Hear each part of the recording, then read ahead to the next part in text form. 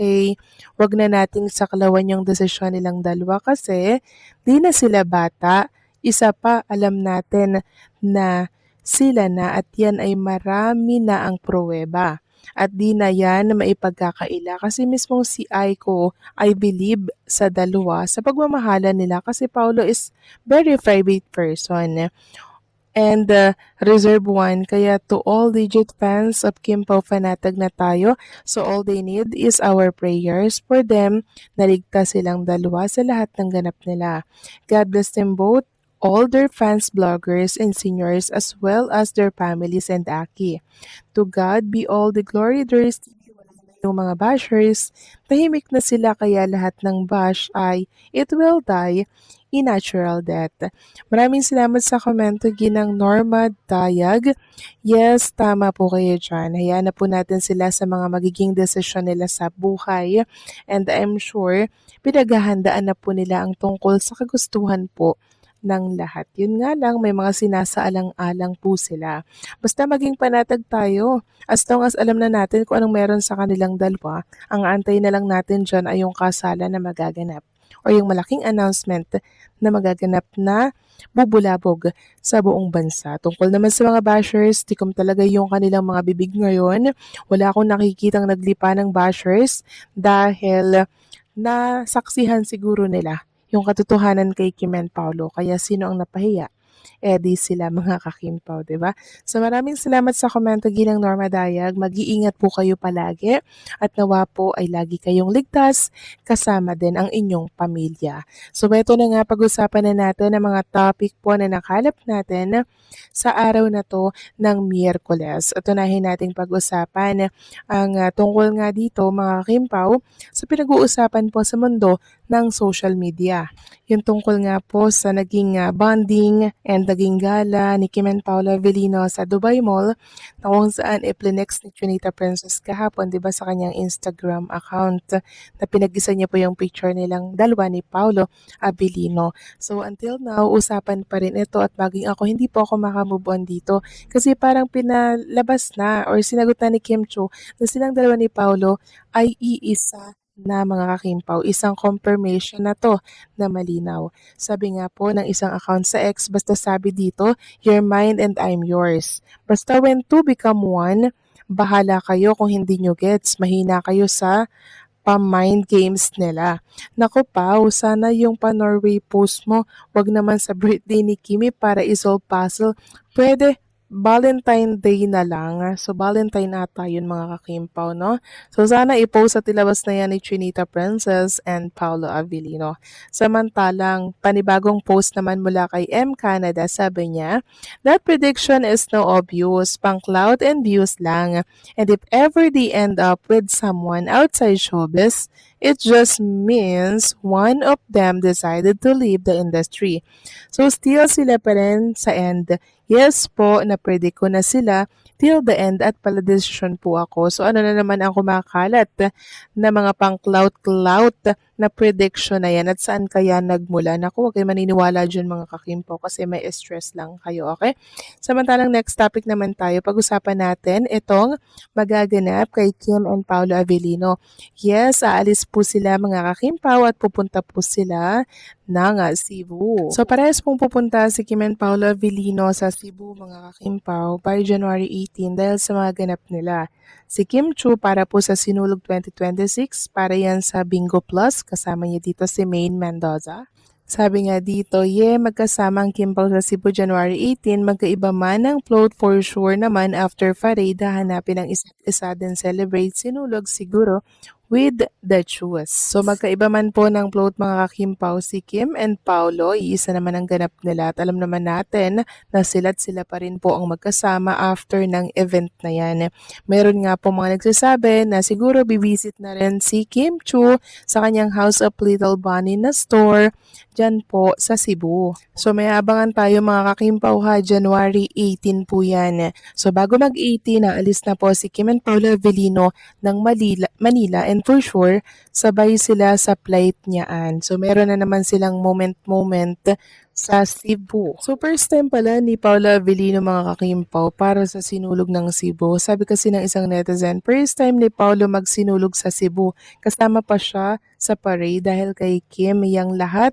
Mahal talaga niya ang kanyang princess na Chinita. Yes mga kakimpaw, sobrang love na love po ni Paula Avellino si Chinita Princess. Ayaw na ayaw niya pong mawalay sa paningin niya si Kim Chu. So yan po ang pasabog ni Kim and Paulo by January 18. So malapit-lapit na yan mga kakimpaw, ilang linggo na lang aalis na naman si Kim and Paulo papunta po ng Cebu. Patuloy talaga ang pag-aabang ng Kim Pao fans sa kahit anong update ni na Kim Chiu at Paulo Avellino at hindi na ito nakakagulat. Sa dami ng nangyari nitong mga nakaraang linggo mula sa kanilang proyekto, mga kilos sa social media hanggang sa bigbiglaang pananahimik, natural lang na maging mas mapanuri at mausisa ang mga tagahanga. Para sa maraming fans, ang paghihintay na ito ay hindi lang basta chismis o intriga. Isa itong patunay kung gaano kalaki ang impact ng tambalan nila. Nakita ng fans ang chemistry, respeto at comfort nila sa isa't isa. Kaya kahit simpleng post, citing o paramdam lang ay nagiging malaking bagay. Sa panahon ngayon kung saan mabilis kumalat ang balita, ang kawalan ng update ay mas lalong nagbibigay daan sa haka-haka. Gayunpaman, mahalagang tandaan na may sarili ring buhay at desisyon sina Kim at Paulo. Ang pananahimik nila ay maaring senyales lang na mas pinipili nilang maging pribado, magpahinga, o mag-focus sa ibang aspeto ng kanilang career at personal na buhay. Hindi lahat ng hindi sinasabi ay may ibig sabihin agad. Minsan, tahimik lang talaga. Maganda ring makita na karamihan sa Kim Pao fans ay nananatiling suportado at maunawain. Sa halip na pilitin ang mga update, mas nangingibabaw ang mensaheng. Maghihintay kami, basta masaya at okay kayo. Iyan ang klase ng fandom na pangmatagalan. Hindi lang umaasa sa kilig, kundi marunong rumespeto ng boundaries. Sa huli, darating din ang tamang oras ng mga update, kung kailan handa na silang magsalita o magbahagi. Hanggang doon, ang patuloy na suporta, pasensya at respeto ng fans ang pinakamagandang maibibigay nila kina Kim Chiu at Paulo Avellino. Para sa akin, normal at inaasahan lang ang balitang patuloy na nag-aabang ang Kim Pao fans sa mga update ni na Kim Chiu at Paulo Avellino. Ibig sabihin nito ay buhay na buhay pa rin ang interes at suporta ng mga tao sa kanila, bilang individual at bilang tambalan. Makikita rin dito kung gaano kalakas ang koneksyon na nabuo nila sa publiko. Hindi lahat ng artista ay nagkakaroon ng fandom na handang maghintay kahit walang malinaw na update. Ipinapakita lang na may tiwala ang fans at hindi agad nawawala ang suporta kahit may pananahimik. Sa kabilang banda, mahalagang maging balanse ang pananaw. Ang paghihintay ng fans ay okay, pero mas maganda kung may kasamang paggalang sa privacy ni na Kim at Paulo. Kung pinili man nilang manahimik, sigurang may dahilan yon, maaring personal, career-related o simpleng pahinga lang mula sa ingay ng social media. Sa kabuuan, ang balitang ito ay positibo pa rin. Ipinapakita nito ang solid na fandom, ang impact ng Kim Pao sa masa at ang uri ng suporta na hindi basta naapektuhan ng katahimikan. Hanggat may respeto at pasensya, darating din ang panahon na kusang magbibigay ng update sina Kim at Paulo kung kailan nila ito gustong gawin. Ang patuloy na paghihintay ng Kim Pao fans ay malinaw na patunay kung gaano kalaki ang impluensya ni na Kim Chiu at Paulo Avellino sa publiko. Hindi biro ang makabuo ng fandom na handang maghintay kahit walang kumpirmasyon, kahit walang araw-araw na paramdam, at kahit puro haka-haka lang ang umiikot. Ibig sabihin nito, may nabuo silang emosyonal na koneksyon sa mga tao, hindi lang dahil sa proyekto nila, kundi dahil sa nakikita ng fans sa kanilang ugali, respeto sa isa't isa, at natural na chemistry. Makita rin dito ang evolution ng fandom. Hindi na lang puro kilig ang habol ng mga fans. Marami ang mas concerned ngayon sa kapakanan ni na Kim at Paulo. May excitement, oo, pero may halo ring pag-aalala at pag-unawa. Kapag tahimik sila, may kaba. Kapag may konting galaw, may tuwa. Ipinapakita nito na ang fans ay invested hindi lang sa love team, kundi sa mga taong nasa likod ng mga pangalan. Sa kabilang banda, ang katahimikan ni na Kim at Paulo ay nagiging mitsa ng sari-saring interpretasyon.